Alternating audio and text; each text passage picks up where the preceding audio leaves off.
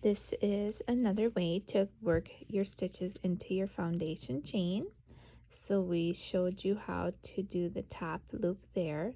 Another way some people like to do is by working in the back bump. So if you turn your foundation chain towards you, you'll notice that there is this here back bump behind the stitches.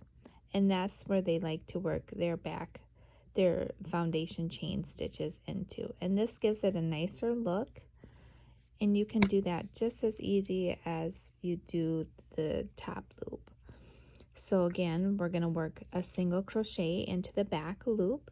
So just like we did with our first video when we were working in the top loop, we're going to work into that second stitch. So just like that, we're going to turn our work over, and we're not going to work into this here first bump, we're going to work into the second bump.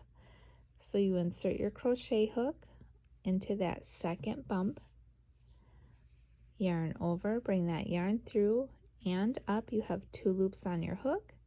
You're going to yarn over and go through both of those loops, and that's a single crochet.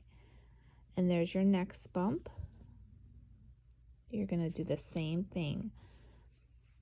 And right now we're just working a single crochet, and we'll later on learn how to do other stitches. So if you're looking at it, you can see the little bumps there. If you're not sure, you can turn your work back around and then flip it back, and you can see the little bumps. So basically, when you're looking at the stitch, you have the V here, and then right behind the V is a bump. So this is how some people like to work their foundation chain, is in that little bump. And it gives a nice smooth edge on the foundation chain.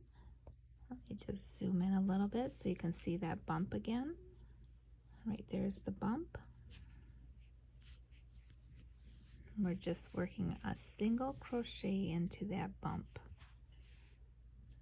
There's that bump again.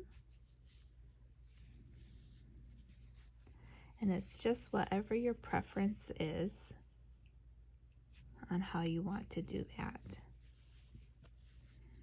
Some patterns may call for you to work in the back bump, so you'll want to make sure and read your patterns and see what it says to do. So that was the last back bump.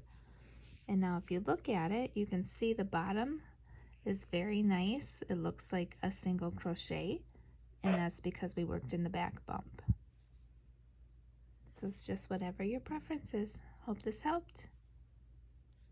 And then again, you would just turn your work, chain 1, and then start your single crochets.